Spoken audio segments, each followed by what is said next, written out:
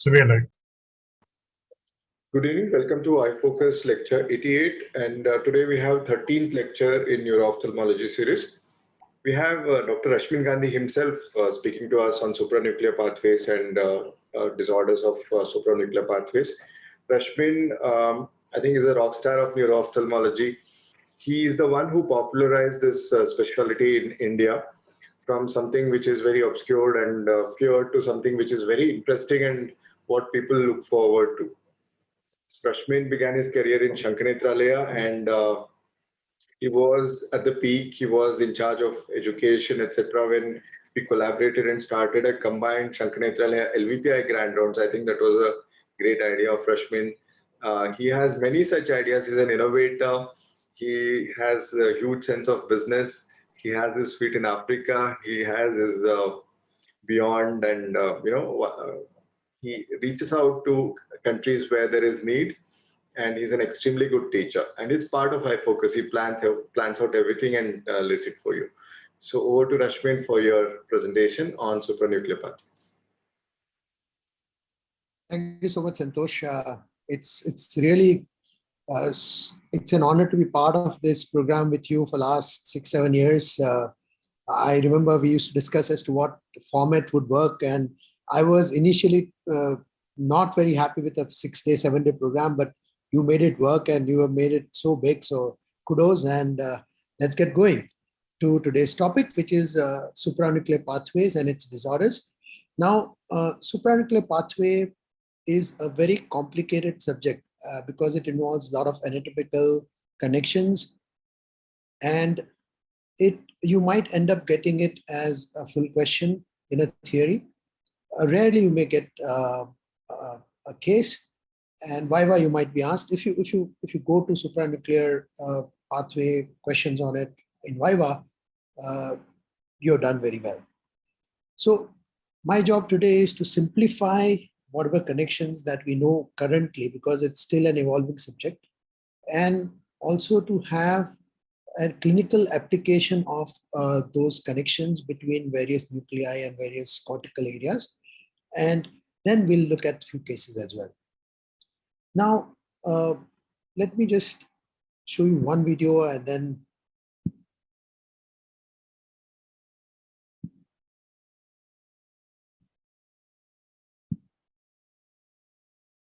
so that's my dog Alu, and just observe and see. I know Abhinav is here and probably Isha is here. So just let me know what he does. He's sitting quietly. I give him a command. So what kind of movement did he make?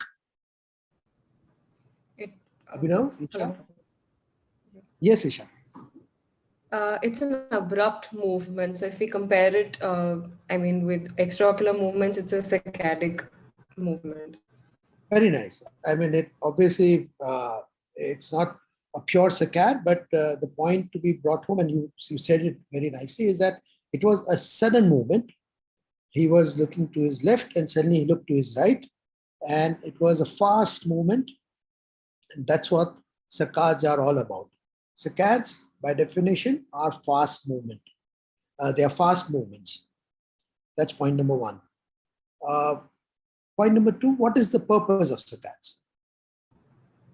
Why do you have these saccadic movements?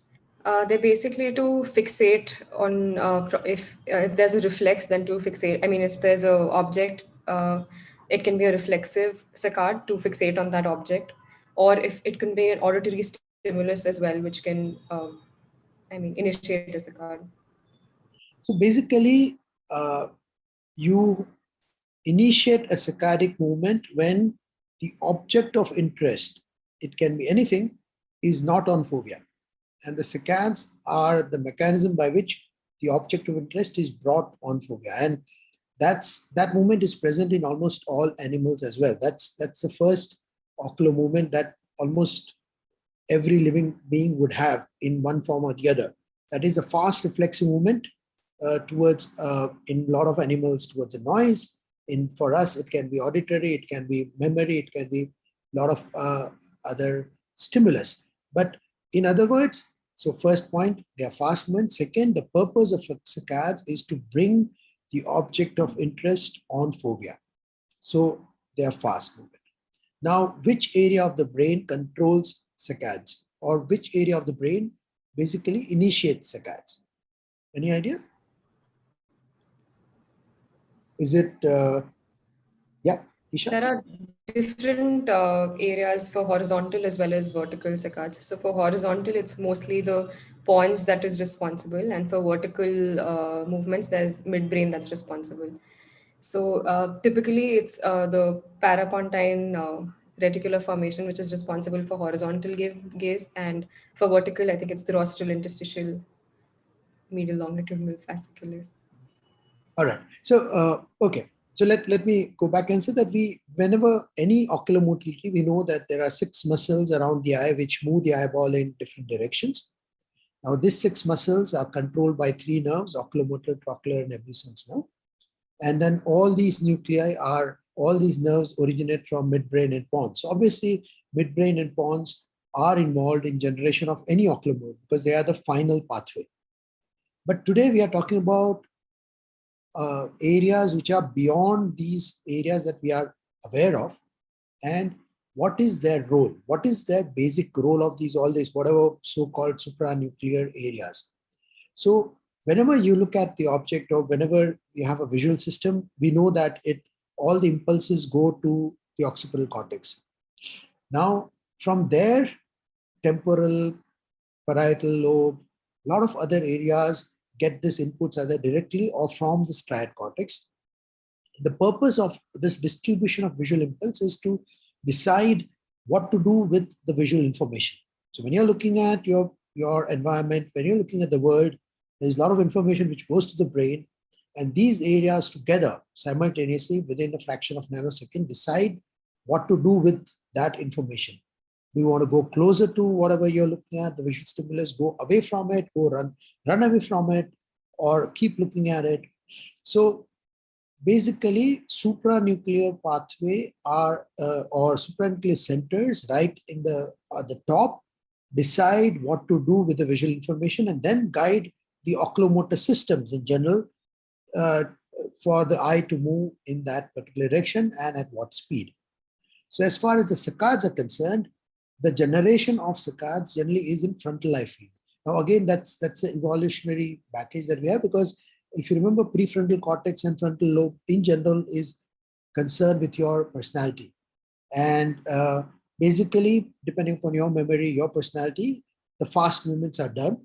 So in short, the saccades are generated or initiated by and large at a higher level from the contralateral frontal lobe or contralateral frontal eye field. So if you want to look to the right, it's the left frontal lobe, which is the main initiator of this movement. Obviously, I want to look to the right because I have found something there. So that information has got to frontal lobe, and frontal lobe says, yeah, we need to look at what's going on there. And so the saccades are initiated by or controlled by contralateral frontal eye field. So this 3 information, if you are asked a short note on saccades, or even if you are talking about supranuclear movement, these 3 information are important. If it's a full question, you first speak about all different types of movement, how they're controlled, and what happens if they are not controlled well at a supranuclear level.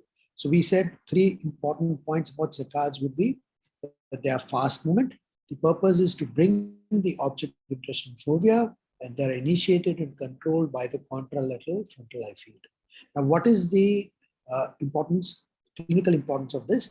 If you examine a patient, unconscious patient, you first look at as an ophthalmologist, if you are asked to take care of an unconscious patient, the first thing you look at is position of eyeballs. And there, this frontal eye field plays a role. If patient has, let's say, as I said, left frontal eye field controls the saccades to the right, right frontal eye field controls the saccades to the left. So if there is a problem with, for example, a left frontal eye field, the eyes will not be moving to the right, and the contralateral frontal eye field is still active. So eye would be actually deviated to the left as if it is looking at the lesion. If there is an irritative lesion of the left frontal eye field, that means the left frontal eye field is hyperactive, then actually again, the eyes will be moving towards the opposite side because the frontal eye field is overactive. So the first clinical importance of this information is that if you examine a patient with a patient who is unconscious, and if you see that the eyes are deviated to the right, there is a possibility that either there is a lesion which has destroyed, or part of the left frontal eye field has become inactive, or it has become irritable, or the right frontal eye field has become inactive. So that's a clinical implication of this information. So that's the initiation of saccades. Now, once the eye movement starts, obviously there are two more things: initiation, latency, two more things: at what speed it will go and where it will stop. For that, what you said is also important. That is the lower areas, the PPRFs and your vestibular nuclei and your cerebellum. They all integrate the information which comes from the frontal eye field, saying you need to look, for example, 5 centimeters to your right at this speed. And that integration occurs at the areas that you mentioned. And if there is a disorder of, let's say, cerebellum, then there can be an overshoot of a saccade. So instead of looking at the object, the eye will go a little beyond the object and come back. The way it happens in finger-nose test. If there's a cerebellar problem, and if you perform a finger-nose test, as we used to do during our MBBS days, then the finger, when it comes to nearer to the nose, it sometimes overshoots. There's a tremor before it touches the nose. Similar thing can happen with the saccadic movement. If there is a cerebellar problem where it can overshoot, there can be an overshoot of saccades. So that's about saccadic movement. Let's now look at some of the slides and understand this part a little better before we come to the other part. So that's, we saw this saccadic movement initiation. So that's the pathway. All the visual information, occipital cortex would have given it to posterior parietal cortex. That has a loop with a frontal eye fields.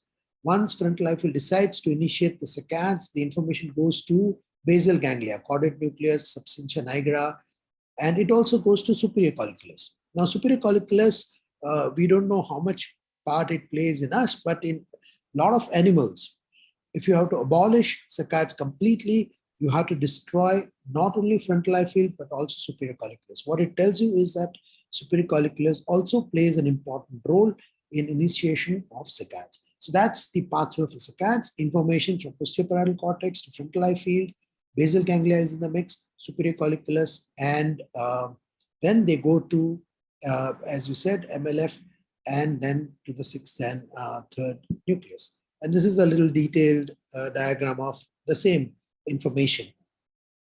You'll find all these names.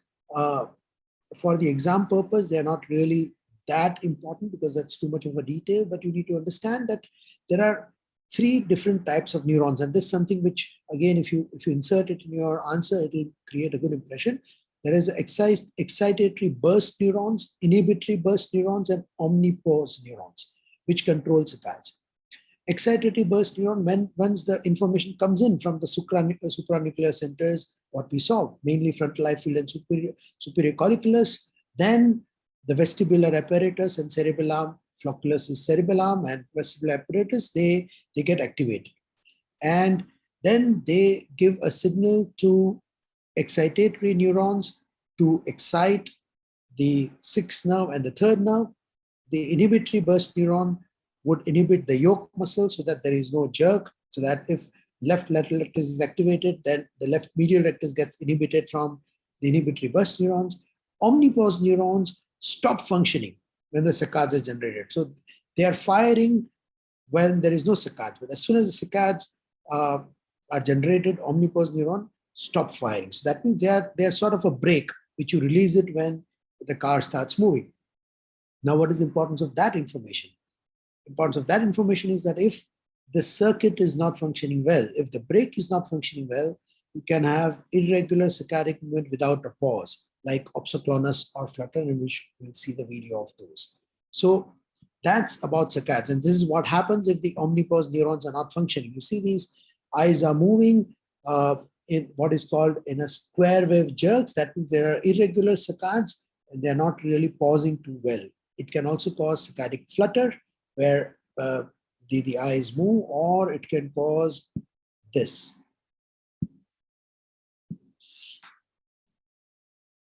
Any idea what is this called? Isha or Abhina? What is this problem called?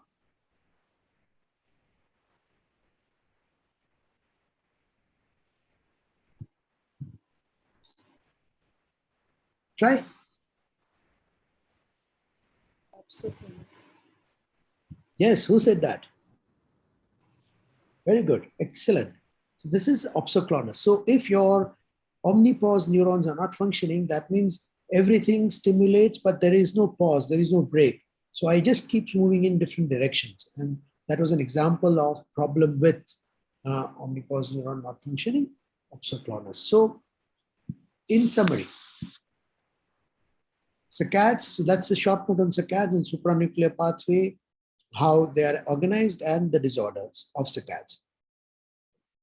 Fast movement brings the object of interestitial fovea, frontal eye field and superior colliculus. 3 types of neuron. Excitatory neuron will stimulate if saccades has to be moved to the right side, right 6th nerve and left 3rd nerve, left medial rectus, right lateral rectus are stimulated. The yoke muscles are inhibited by inhibitory burst neurons, and omnipause neurons would keep applying the brake as and when they are necessary. So that's about saccades. What is this? Connect these 3 pictures. It's about a particular condition which is connected with today's topic. Wilson's disease. Excellent. How did you come to that conclusion? Very good.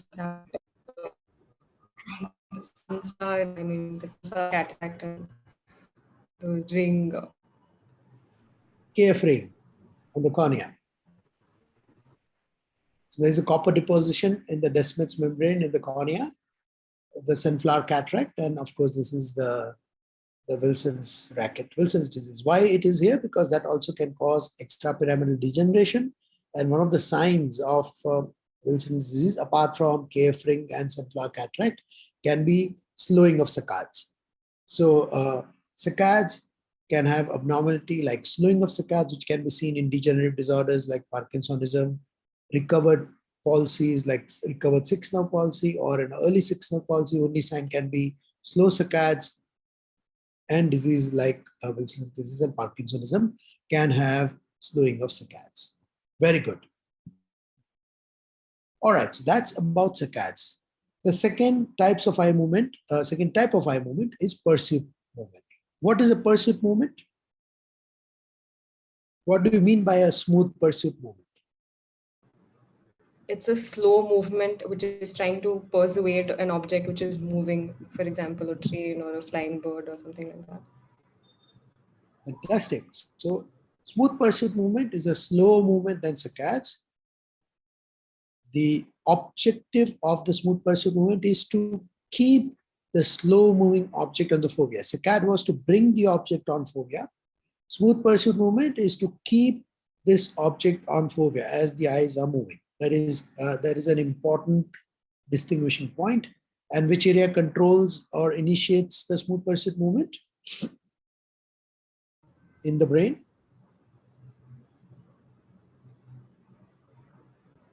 I think parietal lobe and Ipsilateral. temporal lobe, middle temporal and Ipsilateral, parieto-occipital temporal complex. Mainly parietal lobe, but even temporal lobe and occipital lobe also is involved. So ipsilateral. So if you are tracking to your right, it's a right parietal lobe which is tracking or which is initiating that movement.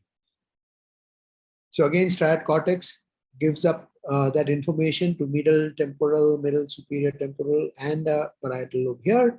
Frontal eye field also is in the mix.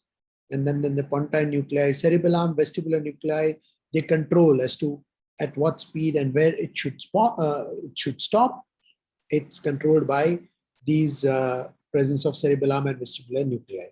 So smooth pursuit movement tracks the slow moving object initiated by parieto-occipital complex and controlled again by MLF and the 6th nerve lower down. And this is the complete pursuit pathway. Retina, efferent pathway, parieto-occipital temporal junction, frontal field, cerebellum, vestibular nuclei, third, fourth, and sixth nucleus, depending upon where you are tracking and at what speed you are tracking. Okay. Now, what is the clinical importance of smooth pursuit movement? The smooth pursuit movement is also part of OKN, right? Optokinetic nystagmus. So when you rotate a drum, the eye slowly follow in the direction of the drum, and then there is a corrective saccade. Follow the direction of the drum and corrective saccade. Why this is important? Because there can be asymmetry of OKN in patients who have a parietal lobe lesion, and that's because the smooth pursuit is not initiated as well as it should be. In the infants, nasal to temporal OKN is late to develop, again because of the smooth pursuit being slower to develop. So that's about second type of movement, which is controlled by the supranuclear centers, that is smooth pursuit movement. The centers involved here are occipital, temporal, and parietal cortex. All right. So that's about two areas and two movements that we covered. Now, as we said, everything converges on the brainstem, and in the brainstem, the areas which are involved, midbrain, pons, and cerebellum. So tell me what you see here. Right side, Bharat. So this is a person who is looking to the left, and now he's trying to look to the right. He's actually trying to look to the right. So what did you see here? Left, he could see. What was your observation when he was told to look to his right?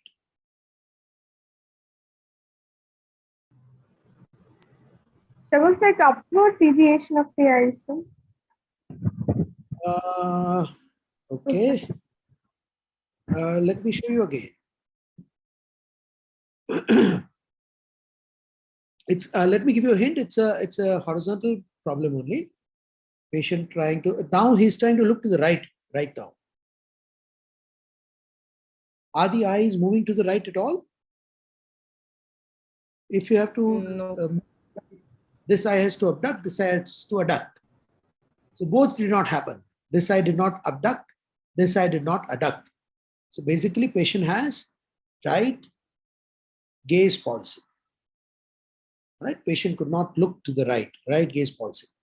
The question is, where is the lesion?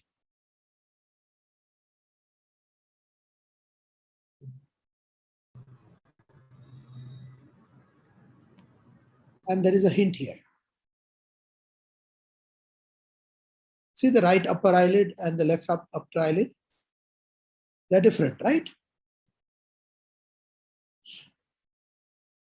So what do you think is happening here?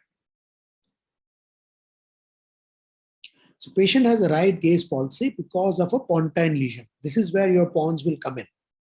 Supranuclear pathway have said that look to the right, but the pons, the nucleus is not functioning well, and that's the reason why there is a gaze palsy. Now, nucleus of the sixth nerve, abducens nerve nucleus with interneurons, and because of its proximity with PPRF, actually acts as a gaze center to the same side. So right sixth nerve nucleus acts as a gaze center to the right side. So if you have to move to the right, it's a right sixth nerve nucleus with the interneurons and PPRF controls this. So if there is a problem in that area, if there's a lesion in that area, then patient would not be able to move the eye towards that side. That is, in this case, patient was not able to move eye towards the right side because there was a right nuclear problem. Now I said that there is a lid abnormality as well. The right upper lid is a little thicker than the left upper lid, and that is the significance here. That gives you a clue also of the area of the brain which is involved. Why do you think there is a thickening here?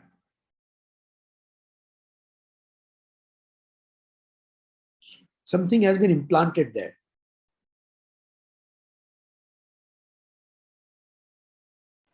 So patient has undergone a gold weight implant on the right upper eyelid. Why would somebody put gold weight? There was a lid retraction, most likely. Patient had leg ophthalmos. Right? So which nerve causes leg ophthalmos? Which nerve paralysis causes leg ophthalmos? Very good. So Seventh there you cranial go. nerve, facial. So seventh cranial nerve, pons. That's where, if you remember, it makes a loop around the sixth nerve nucleus, facial colliculus. So patient had a nuclear problem. That's why it could not see to the right. And why? Because the lesion was larger. Even the facial nerve got involved, and patient had legophthalmos on the side, which has been treated by implanting gold. So that's about a gaze palsy to the same side. So we spoke about horizontal movement, fast movement, slow movement. We said that frontal eye field and parietal occipital cortex are involved. We said that MLF and PPRF are part of this whole process. Now, vertical eye movement, as Isha mentioned, RIMILF and nucleus, interstitial nucleus of Cajal. These two names you have to remember are concerned with doing the same thing for the vertical eye movement. Vertical eye movement is a little more complex because 4 muscles are involved: inferior oblique, superior rectus, superior oblique, and inferior rectus, and a more amount of brain real estate is involved as well. But it is not properly understood as much as the horizontal movement, but we know that RIMLF, rostral interstitial nucleus of MLF, and interstitial nucleus of Cajal, these two are involved in doing the same thing with vertical generation of saccades and pursuit movement. Now, all these movements are when your head is still and your eyes are moving. But in a real world, the objects are moving, your head is moving. So that's where the vestibular nuclei and the vestibular apparatus plays a major role in controlling the eye movement when your head is moving, when your body is moving. So with cerebellum, vestibular nuclei, semicircular canal plays an important role in making sure that if you turn your head to the right, the left eye will extort and right eye will intort. If you tilt your head to the left, right eye will extort, left eye will intort. Similarly, if you turn your head or face, then the left eye will abduct and right eye will adduct to make sure that your fixation is maintained. So that is vestibular ocular reflex. And there is a pathway here where you say that if you turn, let's say if I turn my face to the right, then I have to make sure that the left eye lateral rectus is stimulated and right eye medial rectus is stimulated. And conversely, the other two are inhibited so that if I want to continue looking to the camera, left eye will abduct, right eye will adduct.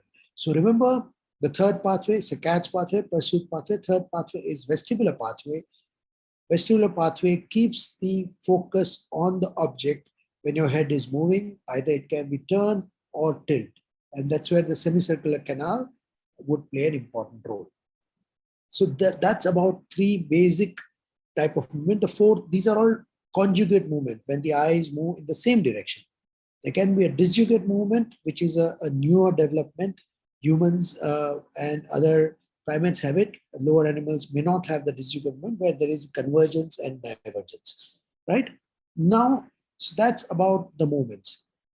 If you're asked about the types of eye movement, fast movement, slow movement, torsional movement, and movement vergence, which is disjugate movement, and vestibular movements. Now let's look at some of the clinical examples. I would like Ajiba, Abhinav, or Isha to give me a diagnosis in this patient. Now, look right at the camera. Look to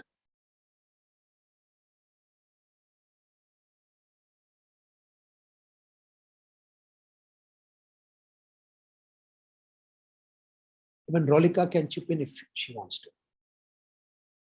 What do you think is happening here?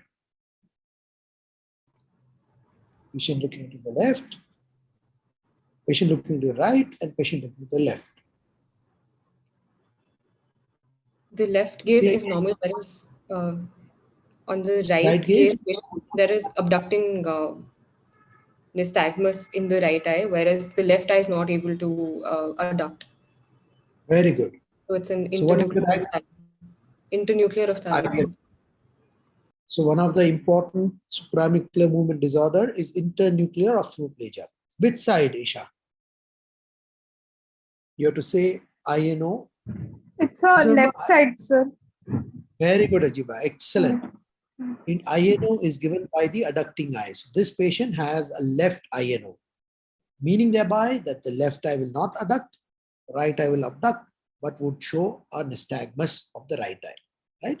What are the other features of internuclear ophthalmoplegia? One is limited adduction of the same side, abducting nystagmus of the contralateral side. Patient can have even vertical nystagmus. Convergence generally in most types of INO is intact. There are types of INO where convergence also goes, but most types of INO, convergence is intact. So adduction limitation, abduction nystagmus, convergence intact. There can be vertical nystagmus. Any other feature which you can see as a part of INO complex, INO syndrome? Patient can also have skew deviation. And we'll see a video of skew deviation, which can be part of internuclear ophthalmoplegia.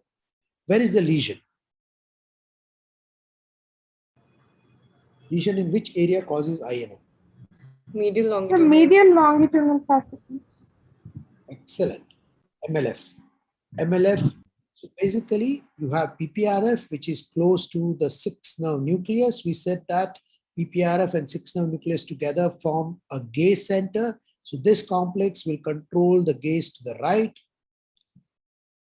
And there is a pathway which connects the 3rd nerve with the 6th nerve. So this is an MLF, right and left MLF.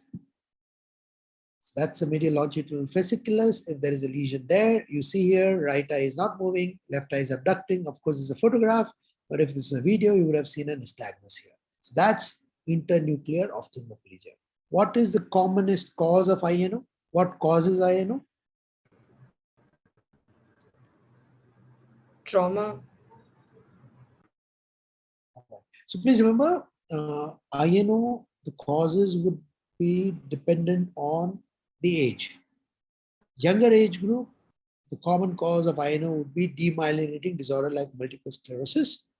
Older age group, it will be ischemia or an infarct in the area of MLF would cause INO in older individuals. So internuclear ophthalmoplegia again can be a short note, localized definition, ipsilateral adduction limitation, contralateral abduction nystagmus, other features, vertical nystagmus, intact convergence, skew deviation, lesion, ipsilateral medial longitudinal fasciculus, and the causes, younger patients, multiple sclerosis, older patient, infarct, common cause. There are other causes, can be infection, there can be trauma, right? So that's INO.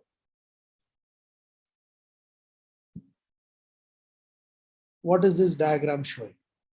The red cylinders are the lesion. So what would this patient have and how the eyes will behave?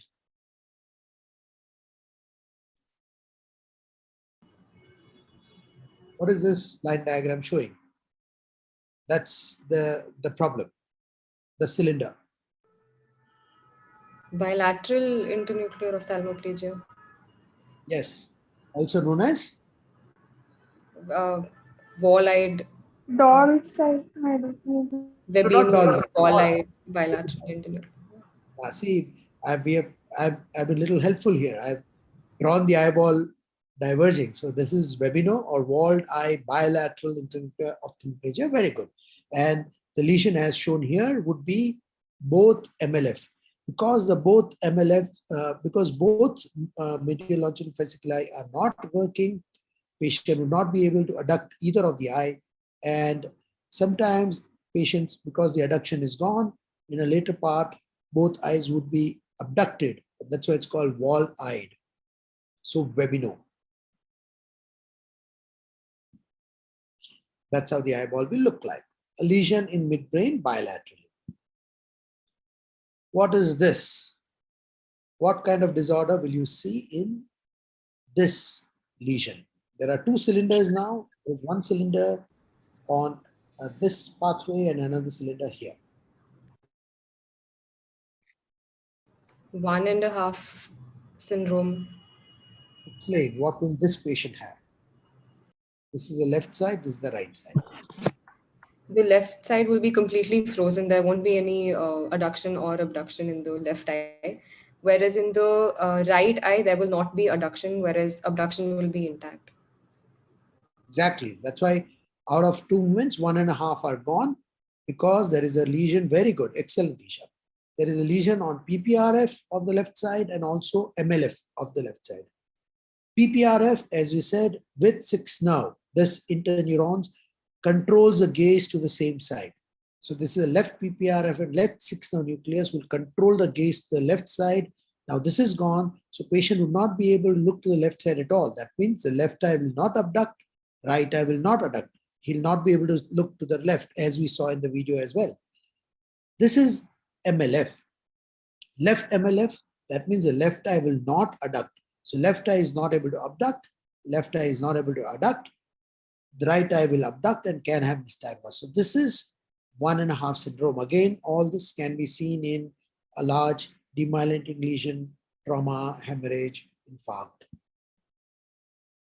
So 1.5 syndrome is a gaze abnormality caused by conjugate horizontal gaze palsy in one direction plus INO of the other. Shirley Ray of Massachusetts had written this paper.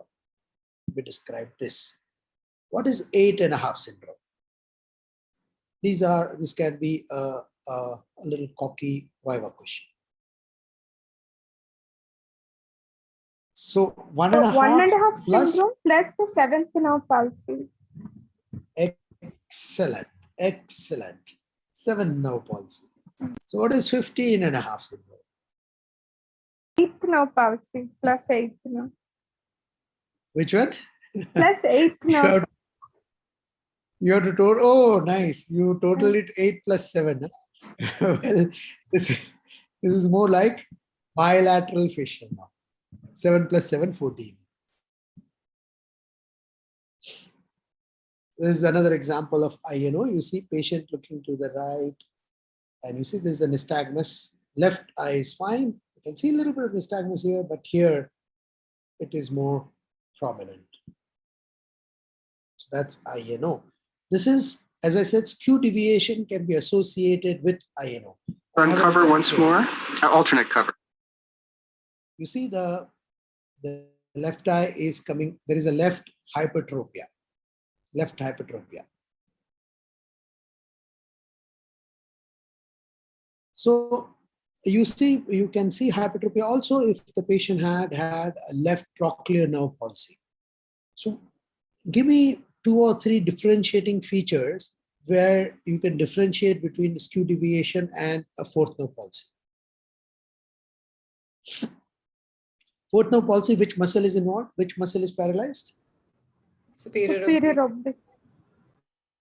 Very good. Superior oblique is an intorter or an extorter? Intorter. It's an intorter.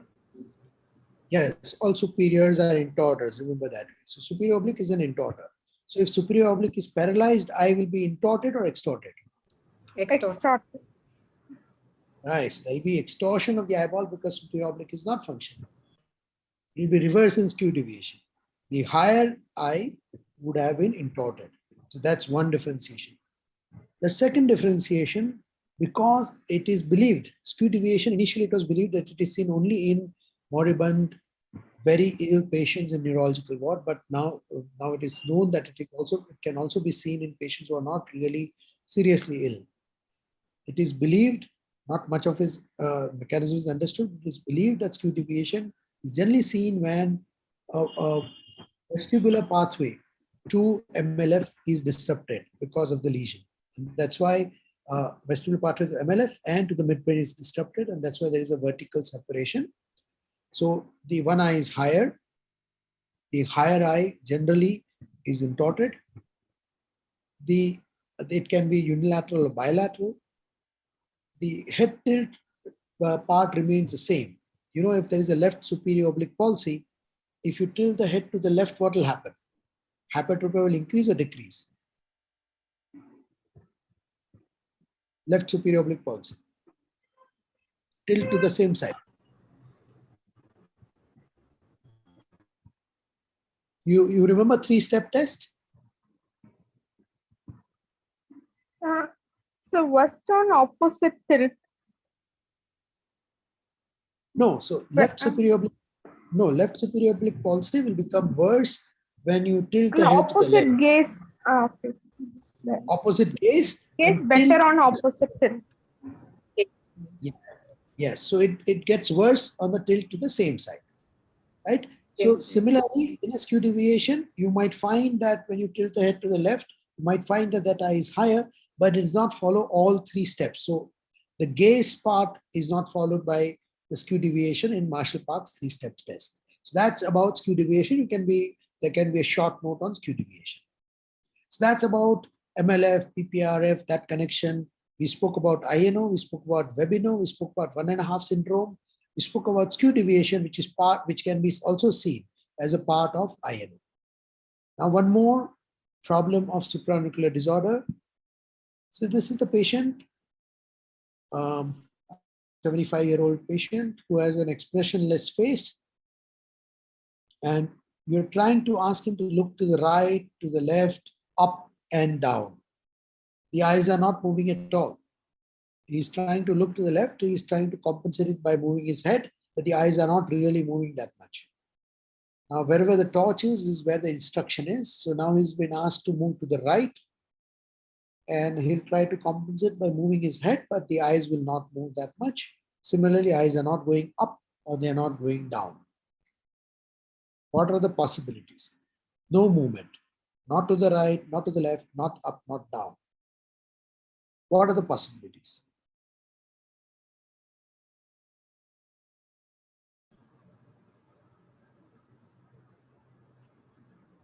Yes, Isha? Brainstem stroke. Brainstem stroke causing all movements gone. Patient would not be posing for you with your torchlight going right and left. He is likely to be in a little worse state. It has to be a very large stroke involving all areas. So what are the three possibilities? Progressive external ophthalmoplegia, probably. Yes, so it can be a muscle problem. It can be a myopathy, and that's why the eyes are not moving, which is one feature which tells you that this is not myopathy.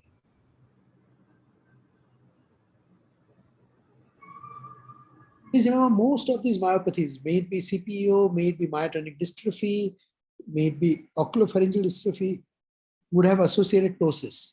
This guy has a widely open eyes, so there is no ptosis. So this tells you that this is not likely to be myopathy. There is one more differentiation, which will come to later. The other possibility when the eyes are completely frozen, acquired problem, can be myasthenia gravis. But again, patient would have ptosis, can have a variability, can have a lid movements. Those are not there. And the third possibility is if there is a problem with the supranuclear control. And this is what this patient has. So first thing, if this is a supranuclear problem versus a muscle problem, myopathy, one, I said myopathy, you're much more likely to see ptosis, while in a supranuclear control, you will not find ptosis. Is there any other test, simple test in the OPD, which will differentiate between a supranuclear problem and a muscle problem? Bell's phenomenon. Not Bell's phenomenon, something similar. Sounds similar as well. Bell, doll's eye movement, passive movement.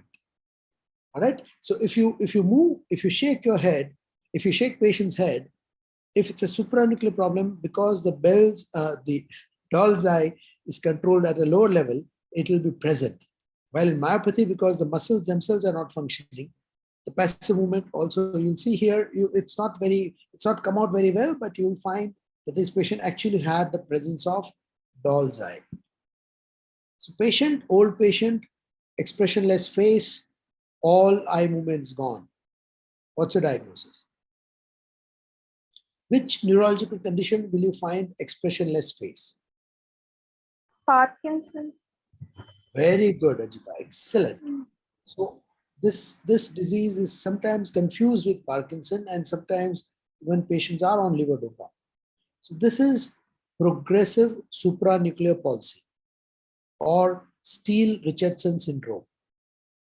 Right? Now this is an important disease to know. You can be asked short note, and you have to write it in your full question. Steele-Richardson syndrome, or PSP, should be mentioned as one of the problems of supranuclear disorder. Why I'm saying this, it should be mentioned, because once patient reaches this stage where all the eye movements are gone, then the prognosis for life becomes bad.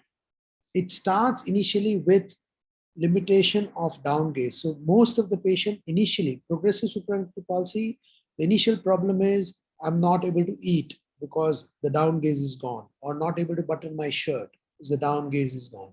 Then the vertical up gaze goes, then the horizontal gaze goes. Once it reaches the stage, then it happens because of the degeneration of the brainstem. And when it reaches this stage, generally the prognosis for life becomes worse. So remember, these are the features of PSP or Steele-Richardson syndrome. Patient will have supranuclear gaze palsy. Other features which are similar to Parkinsonism, like akinetic rigid features, instability, dystonia, gait disorder, dementia, even bladder problems can be there. And the problem is neurofibrillary tangles and gliosis in basal ganglia, brainstem, and cerebellar nuclei. So that's about PSP.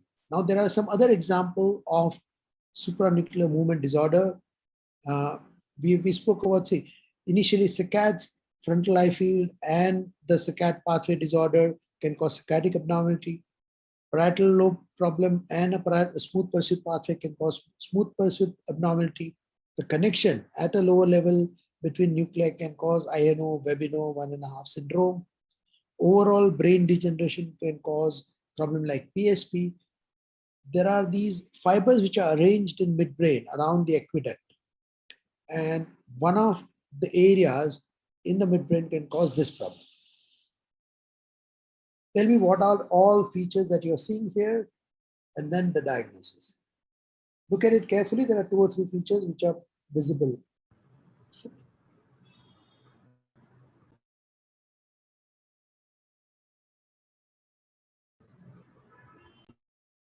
What was being demonstrated here? So one is that there's limitation of up gaze in the, elevation in the left eye. Second thing, there's the retraction that I can see. So it's Retraction. most paranoids. Very good. And which area of the brain? Pons. Where, you know, it's also called dorsal midbrain. Right? Dorsal midbrain is where, that's the reason why you find vertical gaze palsy, because dorsal midbrain is where all third nerve, right? So that's why convergence problem, convergence, retraction, nystagmus, what you saw here. And the other feature, which again can be seen here, is you can see there is a light near dissociation with anisocoria. Similarly, there can be a pretectal problem, subaqueductal problem. Only difference would be here, the convergence is intact, but there is a retraction, while in a pretectal, the convergence also is lost. It's basically what fibers are affected will cause. But this is also an example of a problem which is caused because of abnormality or disease process affecting higher than the nerves and the muscles. Another example, this is again a degeneration which can happen and can cause this problem. This is Melanie Butler. What do you see here?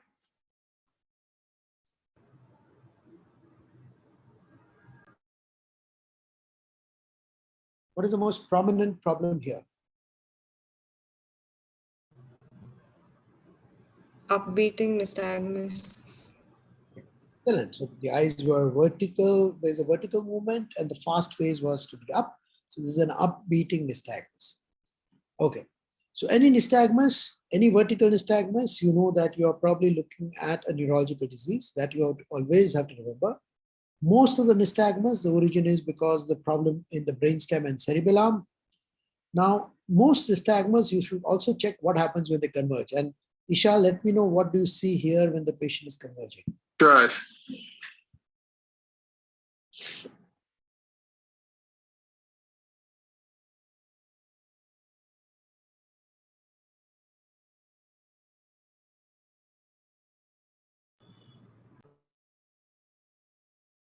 What happened when the patient converged? Want to see it again? Yeah.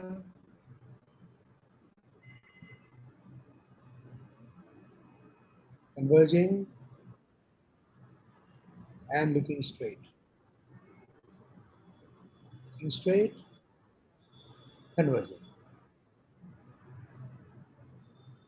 Is the nystagmus getting aggravated or is getting dampened? It's dampened on convergence. Yes, Ajiba, excellent. It is dampened on convergence. So a vertical upbeating nystagmus which gets dampened on convergence, or even sometimes it can get converted into a downbeat nystagmus, is one of the features of a problem called Wernicke's encephalopathy. Wernicke's encephalopathy is seen in somebody who is nutritionally deprived, or can be seen in somebody who basically any cause, prolonged fasting, alcoholism, starving can cause Wernicke's encephalopathy, and ocular motility problem, which is mainly of a supranuclear type, is one of the features of Wernicke's encephalopathy. So that should be included in your answer. And here, as you saw, this patient had a upbeating nystagmus, which is features of which is a feature of Wernicke's encephalopathy. And on convergence in Wernicke's encephalopathy, the upbeat nystagmus either gets dampened or gets converted into downbeat nystagmus. Another example of a supranuclear problem, where here you see there is a problem with the cerebellum, where a nystagmus which is starting before the end of the gaze. So this is called a gaze-evoked nystagmus. Gaze-evoked nystagmus can also be a sign of a problem in a cerebellum. And again, cerebellum is concerned with coordination of the movement. So how to differentiate between a gaze-evoked nystagmus and an end-gaze nystagmus? What's the differentiating point? Or an end point nystagmus?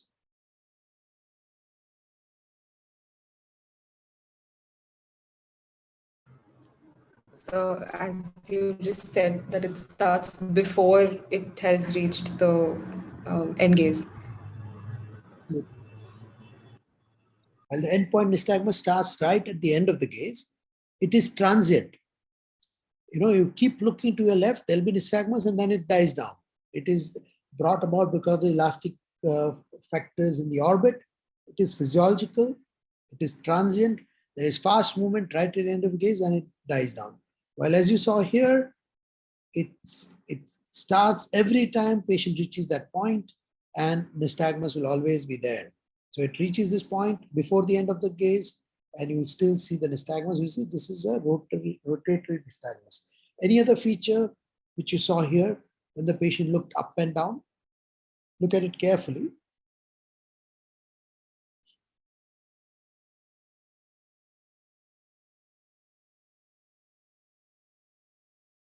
When the patient looked down, in up gaze, it's dampened, whereas in down gaze, it's yeah, up gaze it was less, while down gaze it became vertical. It became down beating nystagmus. These are all features telling you that there is a cerebellar problem. A down beating nystagmus can start because of a cerebellar problem. This patient had a disease or a problem called Arnold-Chiari malformation, where there's a herniation of a brainstem and cerebellum through foramen magnum. And early sign, or the first sign, was this gaze-evoked nystagmus and a down-beating nystagmus, which was accentuated when the patient looked down. So that also can be, some of these nystagmus can also be part of your supranuclear movement disorder. Now, as I said, we have to remember, so we covered what all supranuclear centers which control the eye movement. We spoke about frontal eye field, parietal eye field, vestibular apparatus, cerebellum. They all converge on the brainstem. Midbrain and pons are connected by MLF. There is a PPRF. They all converge here. They give an input, and then MLF, PPRF accordingly pass on the signal to the third nerve, sixth nerve, and there is a vertical movement, horizontal movement, and it is brought about these movements. So because it is basically controlling both eyes together. Generally, in a supranuclear movement disorder, you find that both eyes will show signs. Most of the time, there'll be a gaze problem, or you will find some signs, like in INO, you find some sign in the other eye as well. That is number one. Number two, it will not conform to one particular problem, like a third nerve or a sixth nerve or a fourth nerve. Number three, very rarely you'll find lid signs. Like in dorsal midbrain syndrome, you can find lid retraction, you can find light near dissociation, anisocoria, you can find upcase palsy, and convergence and retraction nystagmus. These are the features of dorsal midbrain syndrome, and generally again seen because of an infarct or a demyelination in that area, in a dorsal midbrain area. INO, we spoke about INO in detail. We spoke about Webino and 1.5 syndrome in detail. One of the important syndromes which you should highlight if you're asked about supranuclear movement disorder would be progressive supranuclear palsy, which behaves like Parkinsonism, but it has these differentiation. I would like to show one more video before I end. That was the patient with Parkinsonism. Let me see if I find that video. I will show it to you.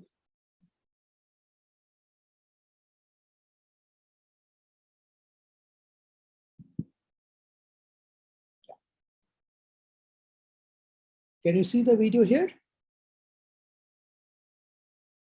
No, sir, it's not visible yet. Okay, let me show you. Now? Yes, yeah. All right. So patient looking to the right, you see the eyes are moving so slow. So this is you can, those saccades have not checked, but you find that this patient has a slow saccades. The eyes are moving very slowly. Look at the whole video carefully. There is an interesting finding. So first thing you saw is that the eyes are moving quite slow. He also has a little expressionless face.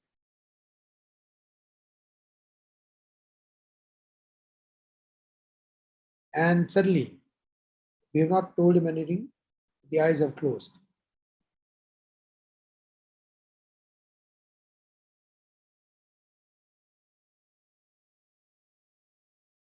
And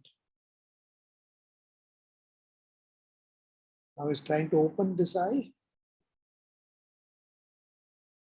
And after an effort, it opens up. What was that?